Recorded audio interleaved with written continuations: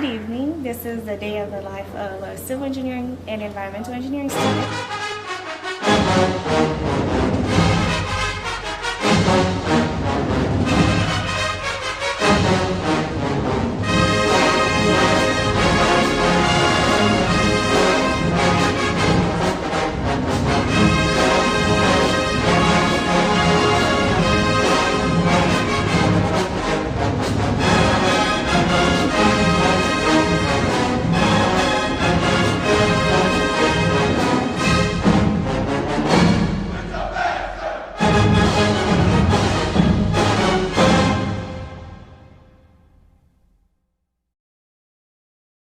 My name is Marlene Dassers. I am a fourth year civil and environmental engineering major here at Florida and am in the Student College of Engineering.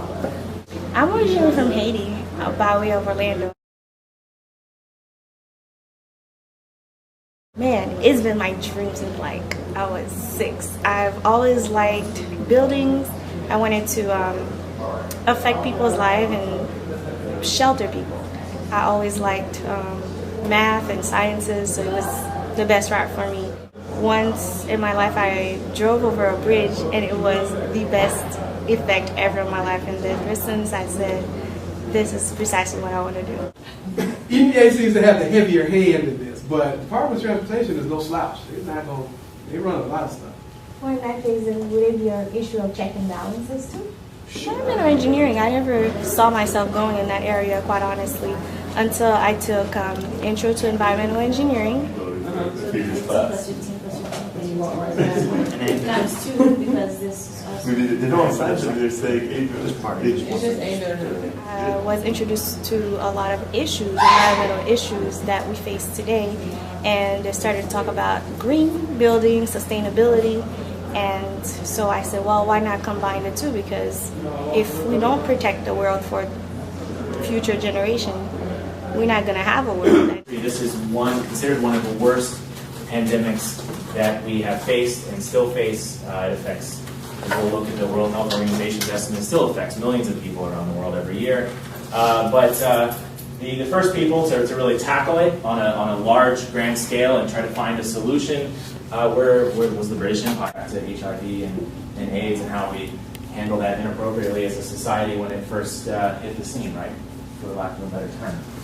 So they were struggling with the same thing back then. I want to build green buildings, LEED certified buildings, so that we can have a healthy earth with still having shelters for people. We go to the computer lab because that's a big part of every single engineering student's daily activity.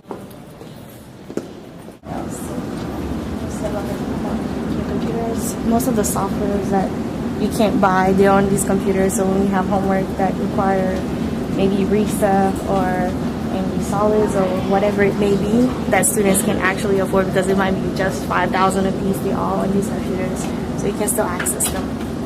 Typically, we check our emails very often in a day because it's the way that every professor contacts us. I work in the Civil and Environmental Engineering Department office, the main office.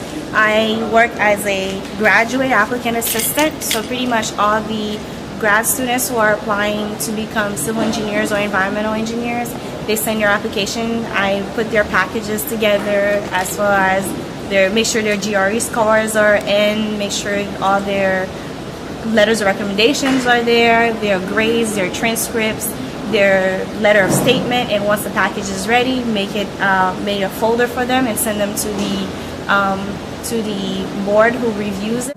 Just go back to the type. Most students do research with their own department. If you're civil, you do it civil. If you're environmental, you do it civil too, because civil and environmental are one department. However, I was able to do it chemical because in chemical engineering, you can also focus on environment. You research, your professor gives you a key to the lab, so you have access to it. Personally, I work with TiO2 and iron.